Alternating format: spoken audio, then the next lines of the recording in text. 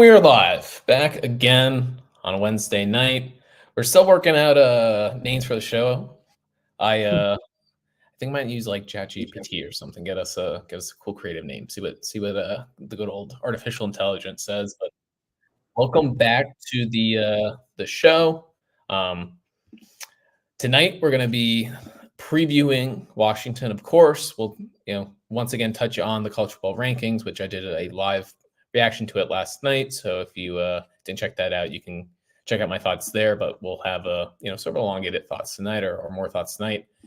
But first, we're going to start with Ohio State because I was not on the postgame show that Tim and Jared did, and I specifically went on my way on my drive home to not listen to the show because I wanted to make sure that I got Tim's real thoughts in real time and react to them. So, Tim, I imagine probably like me, if I was on that show right after the game, I would have some thoughts and maybe they would probably change by now. So, kind of what were your takeaways immediately following the game, and where do you sit now as far as Penn State's loss to Ohio State? Well, it was a game of missed opportunities and just some undisciplined play and just inability to get any real push in the run game and for the receivers to gain separation, the passing game. Of course, doesn't help when you're being held at times because there were a couple holding calls that got missed. But I don't know. It's like you got you have a nice opening drive, get a field goal. Would have liked a touchdown, but okay, you get a field goal. You followed up immediately, pick six on third play from scrimmage for Ohio State. Just Zion Tracy beautifully reads that pass from Howard, Will Howard, and just takes it to the house. And you're thinking, all right, game on. Maybe this might be our year, and then just. Very quickly, Ohio State comes down and scores, makes it look easy, and then Penn State does. I think they go 3 now. Then they get a stop, and then Elliot Washington gets whistled for really ticky tack and sportsmanlike call. Although he really didn't need to be stepping over a receiver. He had no. He didn't end up tackling. It was just the receiver had slipped and came up short of the sticks. But instead of getting the ball back up 10-7, Ohio State now they're fresh to the downs. They end up scoring a touchdown off that. And, that felt rather deflating. And even more so deflating was when they just get the interception in the end zone right before halftime. What I thought was going to be a touchdown catch from Trey Wallace. And I think even Gus Johnson thought it was a touchdown catch. And then, just, that was another missed opportunity there. You could have, if it's like incomplete at least, okay, maybe worst case you're kicking the field goal and you're down 1 instead of down 4 at the half. And then of course, there was, the last offensive play of the series, and you have a nice run from Tyler Warren to get down inside the 5-yard line, and then you're unable to punch it in 4 tries. And the first 3 tries, you're basically just running Katron Allen up the middle, which I did not understand one bit. I really thought they should have lined up Tyler Warner as center, especially after the first run for Katron, got him like a yard or 2. You get Warner to center. You can then rocket launch himself towards the end zone, or maybe they've had him pass out of that wild Warren formation too. Could have thrown a pass, maybe might have caught them off guard. So where are you at with this game compared to other games as far as your mindset following the Ohio State game? And once again, knowing that, yes, I know that the difference of this game not ending your season the way that it kind of has in the past, that Penn State knew that they needed to beat Ohio State if they wanted to make the Big Ten championship and then the playoff, and that is not necessarily the case this year. But just from watching that game unfold, where were you at on Saturday night and where are you at now? Or are you basically in the same spot? Because I know I was very fired up on Saturday. If I was on this post game, I was definitely, I was definitely upset, with the execution and some of the play calling.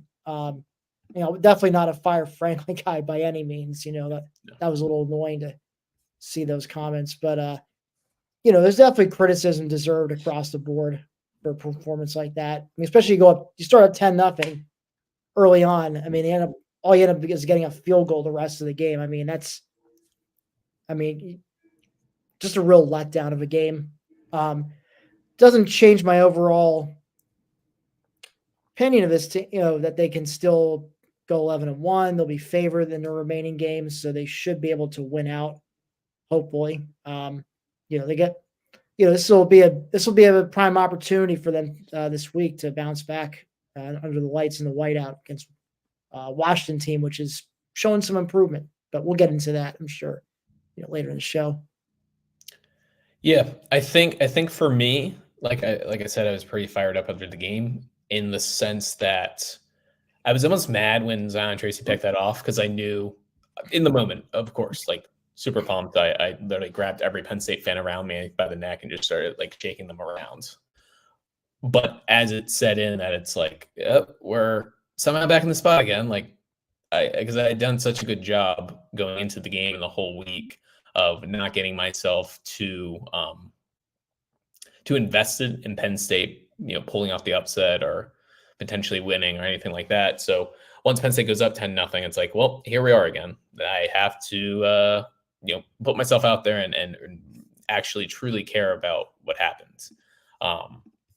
So yeah, just disappointing, and it's just frustrating to watch this team and this program just always like find a new frustrating way to lose. Like 2023, they look.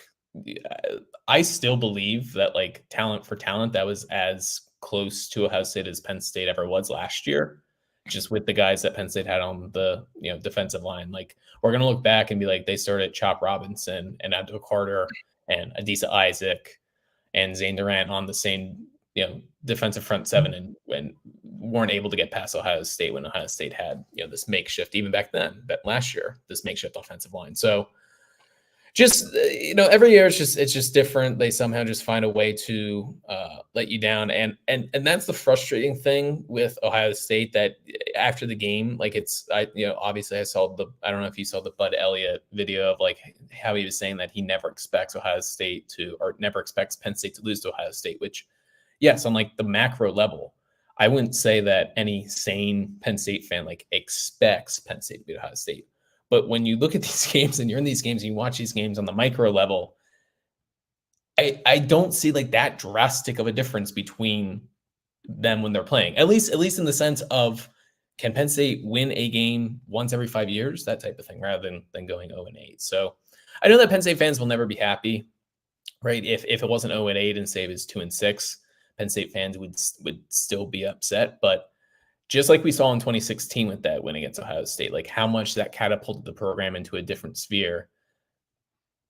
So many of these games could have catapulted Penn State into, just another sphere as well, whether it be 2017 or 2018 or 2022 or certainly this year, just the different tune that we have that Penn State had won. So disappointing, but certainly still a lot to look forward to for Penn State, because we have the 12-team playoff, and we had the rankings come out last night. Like I said before, I do have a live reaction that I did as the rankings were getting released that you can go and check out. But want to get Tim's thoughts here as well. Penn State came in at number 6 overall, but because they were ahead of BYU, who is going to be the presumed Big 12 champion, BYU would jump up to be the 4 seed, which means that Penn State was the 7 seed. Currently projected to play Notre Dame, which sounds like an awesome matchup. The only thing that I will say is that it's pretty unlikely that Penn State and Notre Dame would match up if they both win out. They both go 11-1.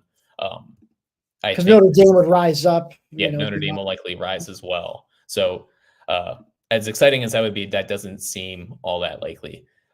Tim, what are your thoughts on Penn State's ranking? I was of the mind that I was thinking that they would definitely be behind Tennessee, and I thought that they would be behind Indiana as well, just given that it's not like Penn State has tons of crazy impressive ranked wins, because that's like the knock in Indiana. So what were your reactions to that number 6 overall ranking?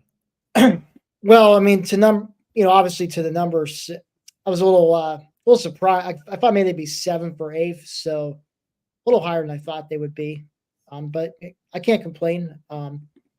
First round game at home with Notre Dame would be quite awesome. But like you said, that's unlikely to happen if Notre Dame wins out. And I mean, the thing is, if Notre Dame, if they lose again, I mean, are we sure they're even going to get in? That's the other question. Yeah. So I'm not sure if they're going to play Notre Dame. And same for Penn State as well. Yeah. On the other side of things. You can say, I can say same thing for Penn State. So maybe you're looking at them playing like Alabama, or we'll see if Indiana loses a game. If Indiana loses a game, like I think they probably will at Ohio State, but win out. They think they play Michigan and Purdue, their other two opponents besides Ohio State. So I figure they should beat Michigan, Purdue. Ohio State, I'm sure they'll give them a fight, but I still like the Buckeyes at home. But 11-1 Indiana, I have to wonder how they get ranked. What if they get bumped to like 10th or something, Penn State stays in 7th, or maybe they're 9th, Penn State's 8th, whatever. But both 11-1. So you could be talking maybe an Indiana Penn State game at the Beeve for a playoff game, which would be interesting since the Hoosiers aren't on the schedule this year. Yeah, imagine saying that 20 years ago, Penn State versus Indiana in a college football. I've seen that last year. Yeah, even last year. So, interesting times. All in all, really good night for Penn State. The fact that the committee liked them that much. We'll see how things change. I don't exactly have a ton of faith in like this committee like sticking to their guns, because I think they kind of just they're like farts in the wind. Wherever the wind blows, that's kind of where they're going to go. So I wouldn't be shocked if some of these SEC teams like Alabama has to play LSU. Tennessee has Georgia. So there's a lot of fluctuating within the SEC, and I'm curious if there is going to end up being a strong 10-2 SEC team that has three top 20 wins or something along those lines. Could they get above Penn State? I don't know. I'm just kind of thinking outside the box here. The other thing to consider with the rankings is that for Penn State fans, you definitely want to root for Miami to continue to win, and you definitely want to root for BYU to continue to win. There's really no upside to Miami losing a game or BYU losing a game, because if they win their conference championship, the ACC team needs to be in the top 4. The Big 12 team needs to be in the top 4. So currently, the committee does not like any other Big 12 teams, does not like any other ACC teams. It seems like they are going to be at least open. I won't say committed, but open to both of those leagues just being one bid league. So in an ideal sense, BYU wins out, they win their conference, and Miami wins out, and then wins their conference championship game as well. Because if there's a scenario that BYU is undefeated and they go to the Big 12 title and then they lose to whoever it be, a 2-loss Kansas State or a 2-loss Colorado is still hanging around and is alive, then you have the chance of BYU stealing a bid and stuff like that. That may or may not affect Penn State. Clearly, they're not big fans of BYU, being that BYU is undefeated and Penn State is ranked above them, but just something to keep in mind, and something that I think can fluctuate and change as we go through the week. So once again, I have a whole playoff reaction video here on YouTube that you can check out. Let's get to Washington. All in all, well, I guess before we get to Washington, just to say for practice updates, just because media was there tonight, really nothing out of the ordinary. Denai Dennis Sutton was there, which he played a little bit against Ohio State, so that's not too surprising. Would probably expect him to still be on snap counts again, as he just came in for obvious pass rush situations. Anthony Donko is out there. He ended up playing for a good majority of the Ohio State game as well. So just as far as injured guys go, nothing too surprising there for Penn State. So they should just about be full go. I mean, comparatively to where they were last week for this Washington game. So let's get into it, Tim. Before you mentioned that the Huskies are, a solid team, one that's, I won't say, I mean, they've been a little up and down this year. It feels like they have a good win and then they get a weird loss. They've lost to Indiana, they lost to Iowa, they lost to Washington State, and they lost to, who else am I forgetting?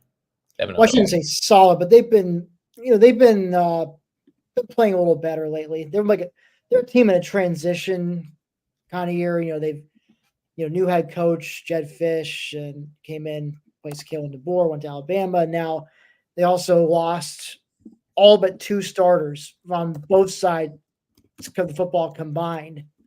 I think they only returned 2 defensive starters, nobody on offense, but that's how much they lost to either graduation, their NFL, or the transfer portal. So, but they've done I like him to kind of what Mike Rhodes did his first year as Penn State's basketball coach. Fish had to hit the portal hard and get some quality guys to play. And you got Will Rogers at quarterback. He basically like Ace Baldwin Jr. is to Penn State. He's threw up over 12,000 yards at Mississippi State before coming to Washington. And he's he's been doing all right.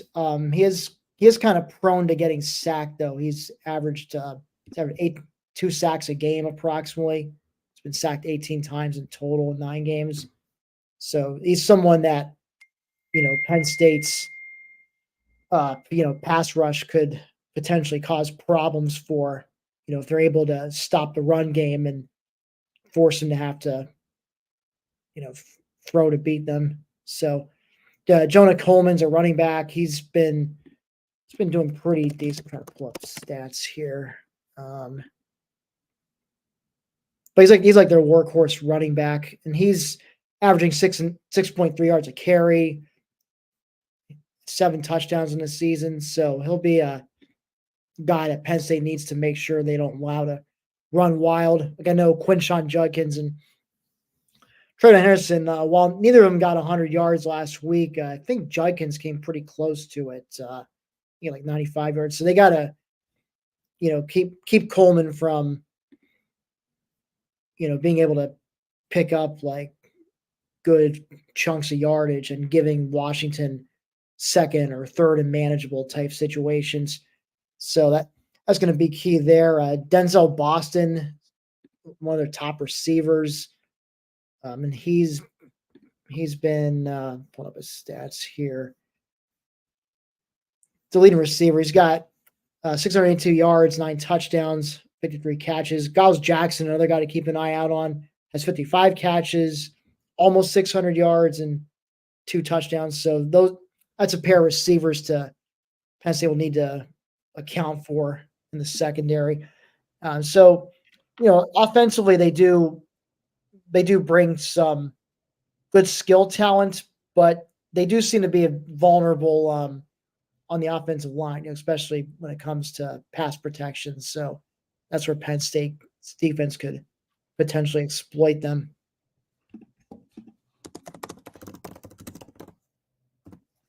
And I just want to talk about the offense against their defense, or yeah, sorry, just one second. Yeah, so I mean, I think you kind of hit all the main points, but yeah, Will Rogers, good quarterback, good running back with Jonah Coleman, some really good receivers. I think the key against Washington is going to be to just make sure you don't get hit with big plays. They're not particularly explosive, but where they struggle is in the red zone.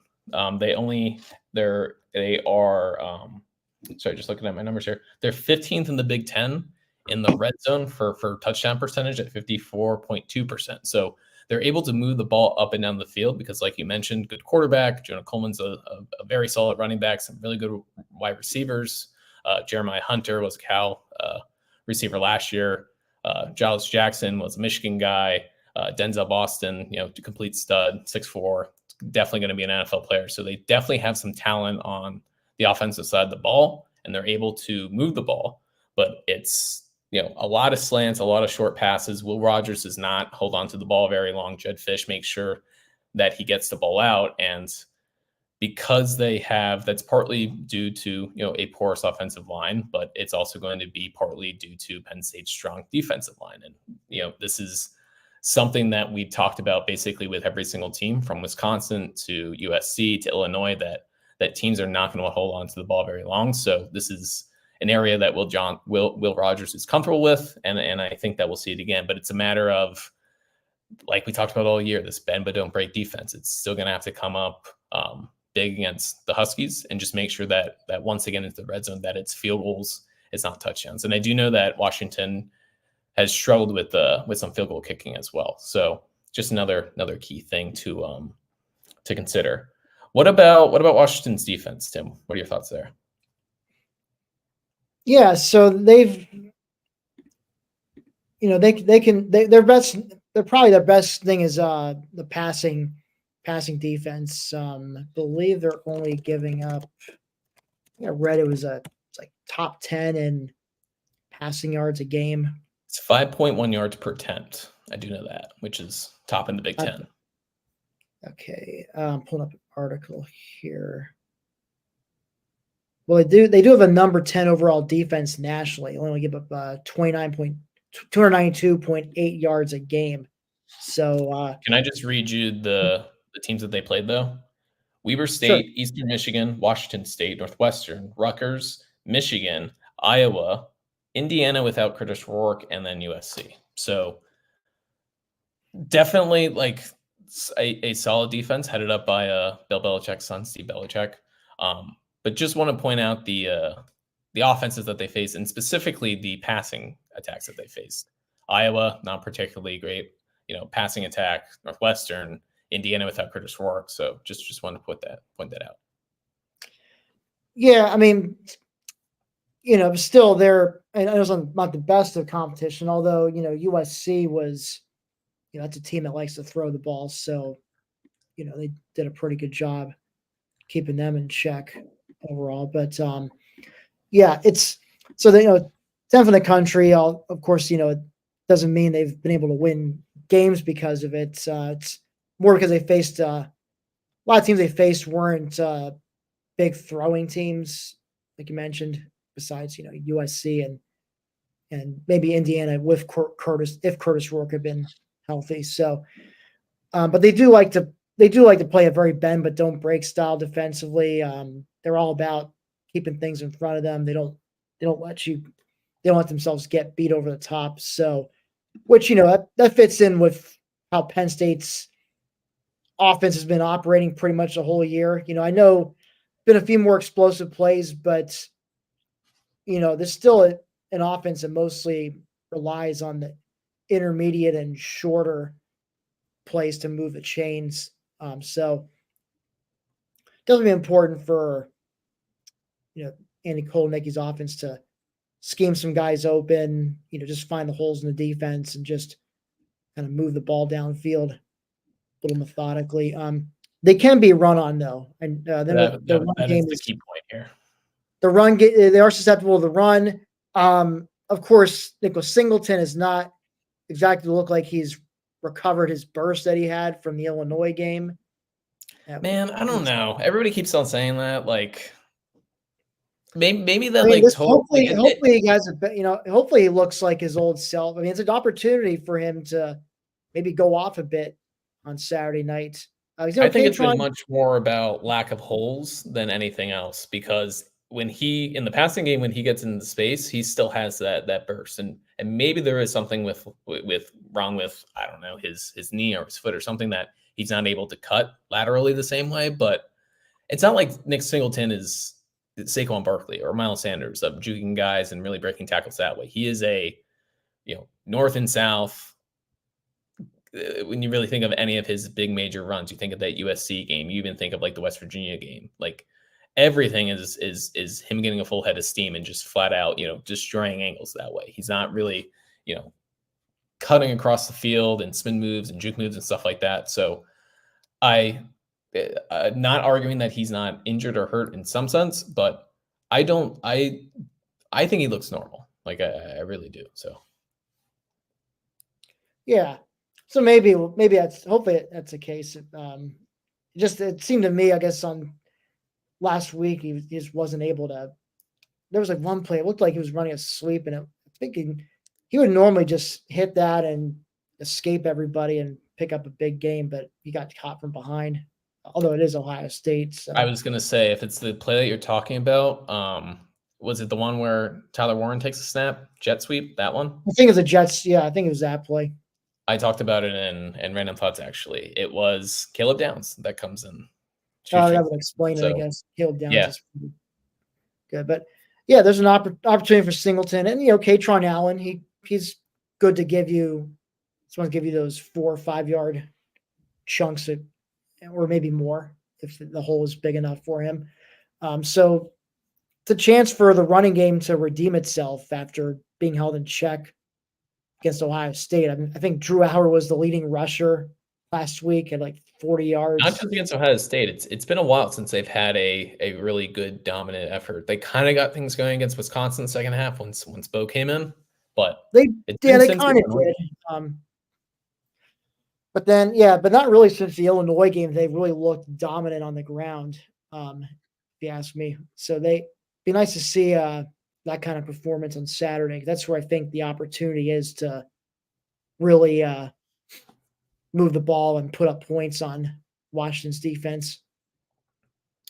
Yeah, I mean, it's what we've been saying this entire year with this Penn State offense is that it starts from, it's the inside out type thing of the run sets up the pass. It's I don't say it's old school in that sense, but you see, different offenses across the country like USC where they're definitely more pass focused. Even Washington they pass more than they run. It's a 52-48 split.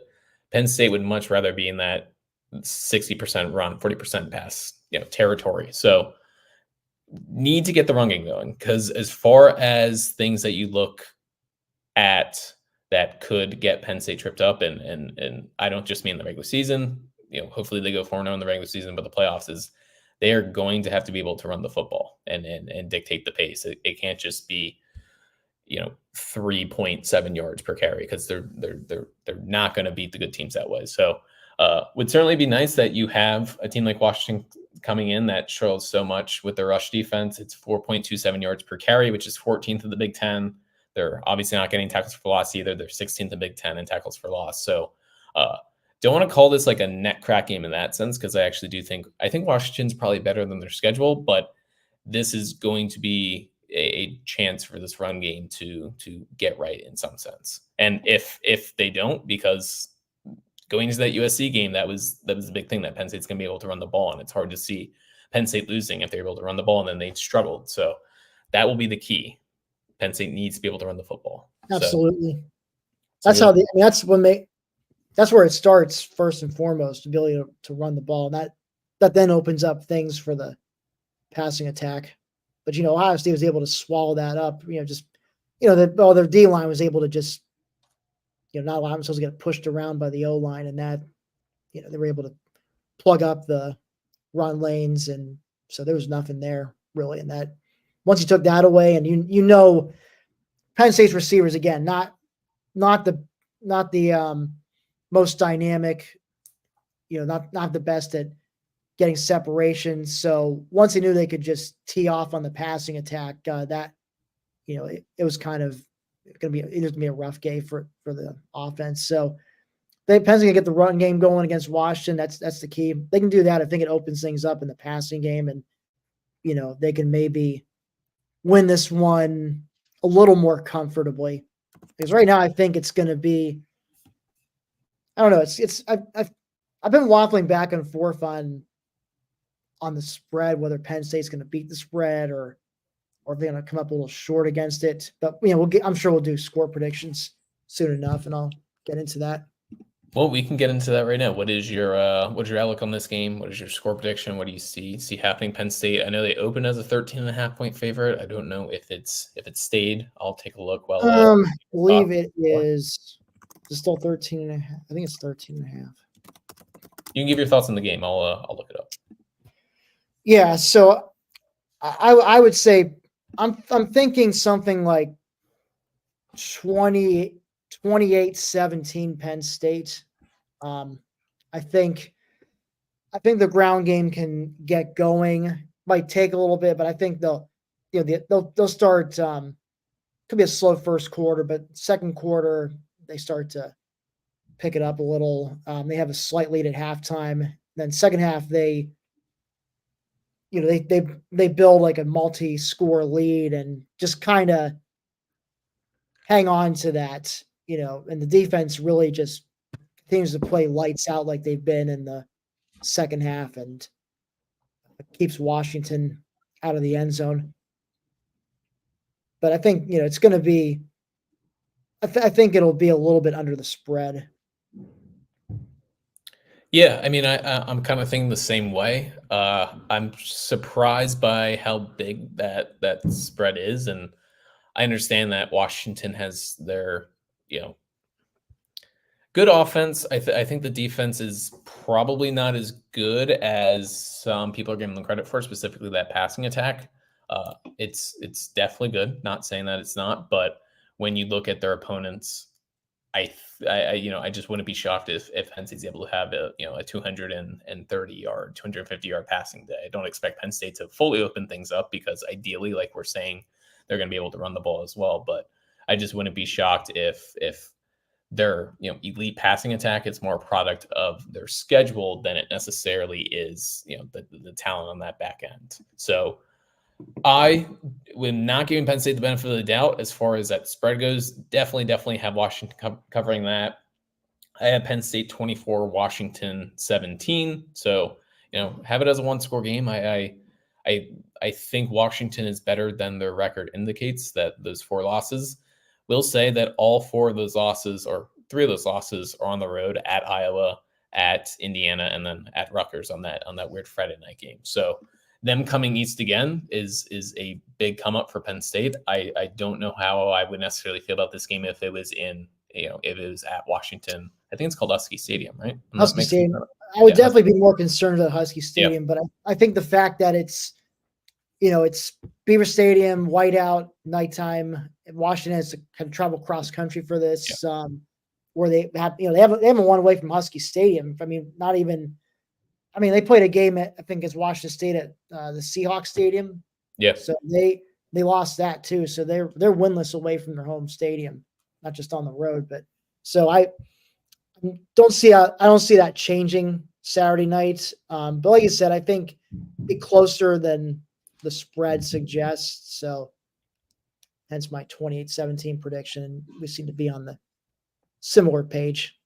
Yeah, I mean, it would obviously be super nice if Penn State would just have a Minnesota 2022-esque whiteout game where coming off a much worse loss against Michigan where they get dominated on the ground, but they come out and they're able to win. I think that final score was like 45-14 or something along those lines, right? Penn State had no issue with the Gophers that night in a weirder whiteout game. So this one follows suit in that sense.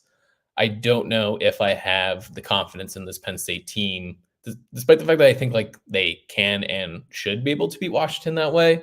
They have not earned the benefit of the doubt, and there's really no reason that the first week, or I guess technically second game in November, that's when they're able to flip a switch and blow out a team. So I am going to just assume that this game is going to be like a lot of other Penn State games where they're up by 7 points, or up by 10 points, or up by 3 points, they're down by 3 points, that type of thing, at halftime, and eventually Penn State's able to pull away. But Washington's a solid team, man. If this was on the road at Washington, I think it would have a much different feel to it, especially for Penn State fans, all around the internet kind of talking about this game. I think people are rightfully concerned given what happened after Ohio State, but